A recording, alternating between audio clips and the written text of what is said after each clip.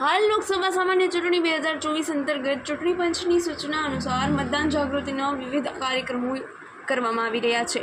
ત્યારે ભાભર ખાતે પણ અનેક જગ્યાએ રંગોળી સ્પર્ધાના માધ્યમથી મતદાન જાગૃતિ ફેલાવવાનો સર્ગણીય પ્રયાસ હાથ ધરવામાં આવે છે, તો અન્ય સ્પર્ધાત્મક અને રેલીઓ યોજી મતદાન જાગૃતિ અભિયાન હાથ ધરવામાં આવી રહ્યા છે।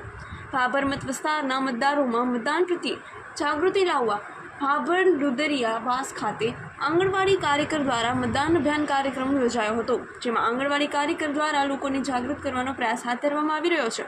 મતદારોને માહિતી પૂરી પાડવા અને મતદાન વિશે વિસ્તૃત વર્ણન કરવામાં આવ્યું અને રેલી યોજી અને લોકોને મતદાન વિશે જાગૃતિ અભિયાન હાથ ધરવામાં આવ્યું હતું, જેમાં લોકોને મત આપવું અને મત અપાવી મતદાન વિશે લોકોને જાગૃત કરવામાં આવ્યા હતા। સમગ્ર કાર્યક્રમ ભાભર તાલુકાની તેતરવા સેજાની કાર્યકર દ્વારા કરવામાં આવ્યો।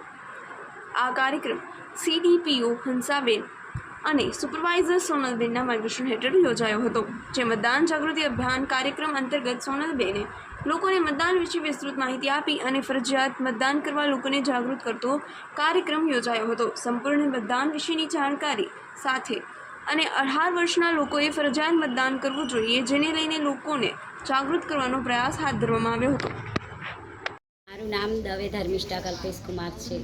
ભાભર ગામ, બનાસકાંઠાના ભાભર ગામમાં આજ રોજ અમે આંગણવાડીના ખેતરવાર વિસ્તારમાં અમારા દરેક લાભાર્થીને ભેગા કરી અને મત જાગૃતિ વિશેનો પ્રોગ્રામ કરવામાં આવ્યો। એમાં લોકોને મતદાન આપવા માટે જાગૃત કરવામાં આવ્યા અને એ લોકોને 18 વર્ષ જેને થયા હોય એમને તો ફરજિયાત પોતાનું ચૂંટણી કાર્ડ કઢાવી અને મતદાન કરવું જરૂરી છે એ વિશે માર્ગદર્શન આપ્યું અને દરેકે ઘરનું કામ મૂકીને પણ વોટિંગ કરવા જવું જોઈએ એ વિશે સમજ આપી।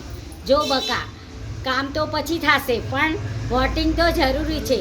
લોકતંત્રનો છે પોકાર, ના ખોશો મતદાનનો અધિકાર। આ મતદાન એ મહાદાન, એટલે કે આપણા ભાભર ગામનું મતદાન એ 100% મતદાન થવું જ જોઈએ, એટલે દરેકે મતદાન કરવું જરૂરી છે।